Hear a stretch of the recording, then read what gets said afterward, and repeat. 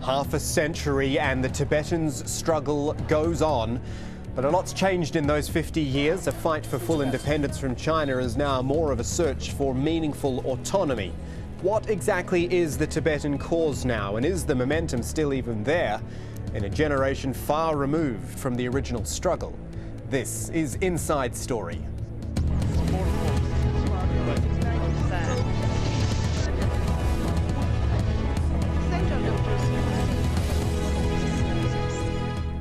Hello everyone, I'm Kamal Santamaria. 50 years on, China and Tibet still at odds. They can't agree, they can't seem to agree to disagree either about the governance of Tibet, and so the issue remains perpetually unresolved.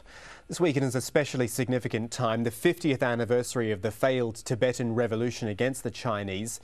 And as we see, anniversaries are pretty sensitive times. Chinese authorities have tightened their security in Tibet itself, while supporters of the Tibetan cause have rallied in various parts of the world: Nepal, India, Australia, Japan, the United States as well.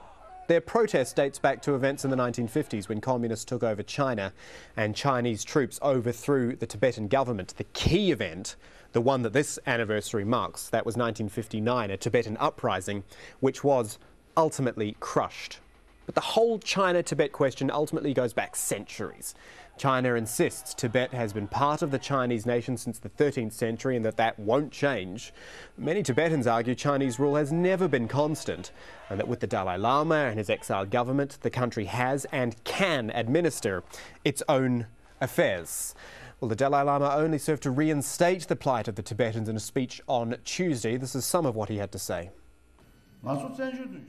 Having occupied Tibet, the Chinese Communist government carried out a series of repressive and violent campaigns. These thrust Tibetans into such depths of suffering and hardship that they literally experienced hell on earth. The immediate result of these campaigns was the deaths of hundreds of thousands of Tibetans.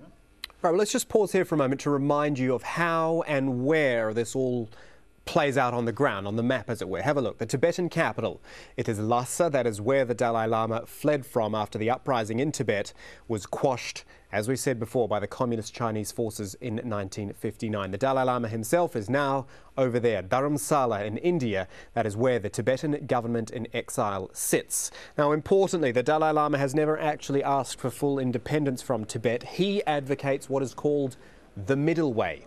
He and the majority of Tibetans want autonomy for the country, but under the umbrella of Chinese sovereignty. Supporters say this approach is non-partisan, it's moderate. They say for Tibetans it safeguards their culture and religion and identity, but still allows China to remain geographically intact. Crucially, the middle way is based on negotiation and on non-violence. But as long as China won't negotiate directly with the Dalai Lama, and as long as Tibet still sees him as their political and spiritual leader, the stalemate will remain in place. Let's bring in our guests for our discussion today. In Zurich is Wang Po Tetong. He is a Tibetan journalist and activist who is a former coordinator of the International Olympic Campaign. In London is international consultant Andrew Leung. And rounding out our panel in New Mexico in the United States is Ken Hammond, Professor of History at New Mexico State University, the Director of the Confucius Institute at New Mexico State. Gentlemen, thank you for joining us here on Inside Story. We go first to Ken Hammond in New Mexico. The fact that we are talking about this 50-year anniversary, I think, is quite significant in itself. Does it not suggest that this approach for 50 years has possibly been the wrong one all this time? Well, it certainly indicates that the problems that exist in the relationship between the central authorities in Beijing and whatever is going to be constituted in Tibet is a deeply problematic relationship. That certainly it's one that has been complicated over many centuries, as was mentioned in the introduction. And clearly the policies, and it's not just one policy, it's been a series of policies, none of them have worked, none of them have resolved the tensions and the conflicts in a way that's been acceptable really to either side. So yeah, I'd have to say that at this point, any sort of overall summary would say that we're facing a complex of failed policies. And you talk about the policy there specifically. I wonder what you think about the man himself, the Dalai Lama, who's obviously the first port of call when we talk about Tibet. Do you feel he still has shall I say, the relevance now that he once had? Well, I think that the Dalai Lama is the indispensable figure on the part of the Tibetan exile community and for large numbers of Tibetans living in Tibet proper, living in Tibet within China. I think that to suggest that in some way whatever results in the future for Tibet will take place without his profound influence and participation is just unrealistic. Of course, we face the grim prospect that he won't be with us forever, and that certainly will complicate issues even more. And I think that that's one reason why it's in the advantage of all sides, to the advantage of all sides, to try to take this moment, even though it seems such a dark moment, to try to take this moment and turn it into a point where some sort of process of reconciliation could be initiated. Wang Po Tetong in Zurich, tell me your opinion and what you believe the opinion of Tibetans is of the Dalai Lama himself. I keep focusing on this 50 years because it is a long time to be struggling for not much result. Do Tibetans still see him as the answer? Definitely, yes. And you have to see that his role became bigger in the past 50 years. The Dalai Lamas before in Tibetan history, you see, they had no real contact with the people. So during his lifetime, he showed so much engagement for the Tibetans. You see, he traveled all over the world. His name became really known throughout Tibet. And that's a very, very special situation now with him. And yes, the Tibetans see him as a leader and they want him to come back to Tibet. So all of what you've said, and let me go to Andrew Leung if I can, in London, all of what's been said here suggests a man who wants to talk, he's a peaceful man, he's a man who has the support of his people. Why then does it seem that China is still perhaps suspicious of him and not willing to engage with him? Well, herein lies the dilemma. I think the whole world, all the Tibetans in Tibet and the Tibetans outside out of China regard him as the leader. I don't think there is any challenge to his authority. But on the other hand, he surrounded himself by a lot of the so-called young hawks who want to put on the table a firm demand for independence, and it resorted to violence. And you can see the violence in Tibet even during the times of the Olympic Games. So there is a kind of dilemma the Chinese government is facing. On the one hand, they want to negotiate and believe that Dalai Lama could control the forces behind him. But on the other hand, you can see that the difference between the rhetoric of a peaceful approach to the solution as advocated by the Dalai Lama so openly so many times, and on the other hand, all the forces behind him, from going in the other direction. So that feeds into a kind of suspicion in the minds of the Chinese government, and that suspicion feeds into mutual distrust, and I think that this is a part of the problem.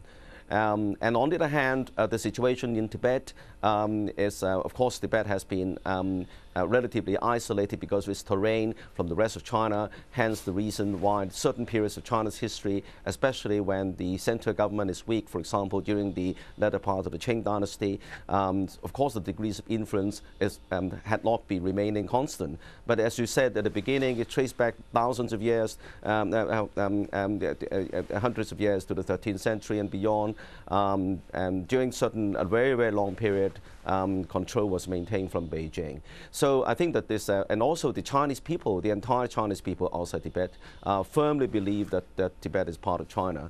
And also during the negotiations, recently there were some negotiations being conducted through third parties, but some of the demands put on the table again fed into the China's suspicion. For example, the definition of Tibet was extended beyond the Tibet province to encompass almost 1/3 of China, and also demands about the removal of all military presence in Tibet. So some of the demands simply could not be accepted by the Chinese government, and that again fed into the kind of mistrust. So let's get a reaction then, just quickly, from Wang Po Tetong in Zurich. What do you? The impression I've been getting from Andrew Leung there, that it's a matter of trust almost. They want to believe the Dalai Lama, but don't believe perhaps the people around him have the same ideas. Yes, I think the Chinese leadership is incapable and also unwilling to have a real solution of the Tibetan issue. And that's the main reason why all the things are where they are. We have seen now many rounds of talks, and the final round of talks in Beijing showed that the Chinese side was not really willing to, discuss the issues that were on the table. The Tibetan side said we agree to stay within the framework of Chinese constitution and to have autonomy. But the Chinese reaction was neither the whole concept nor the elements of these suggestions are something to be discussed. So I think this frustrated also the many Tibetans, who believed in the Chinese leadership's insight of the situation, also willingness, And so for this reason, I think the blame for the whole situation as it now is with the Chinese leadership in Beijing, and not too much with the so-called young hawks or radicals or whatever. And I think the issue that Mr. Liam mentioned, the issue of the Greater Tibet. I think these things could have been discussed, within the negotiation. But as I said, I think there is unwillingness to talk about this issue sincerely. Quick thought from Ken Hammond just before we go to the break. You've been nodding away there in New Mexico. Just a quick thought from you. Well, yes, I think that it's important to recognize that the problems with trust exist on both sides. That certainly, as we've just heard, many people in the Tibetan community have strong feelings about whether or not the Chinese authorities can be trusted. But we need to look back to events in the not too distant past on the Tibetan side as well, particularly the crisis over the succession of the Banchen Lama, when what appeared to be a reasonably successful process of collaboration between the Chinese authorities and Tibetan spiritual authorities seemed to be working out to have a smooth transition in that very, very important position of the reincarnation of the Banchen Lama. And then, for reasons that are still, I think, not very well understood, that process was disrupted by the Tibetan side, by the Tibetan authorities in exile. And I think that fostered a tremendous amount of resentment and mistrust on the part of the Chinese. So the issues of trust really cut both ways here. Gentlemen, stay with us. We're going to grab a quick break on Inside Story. When we come back, the end game for the Tibetan uprising. What is it? We'll find out after the break.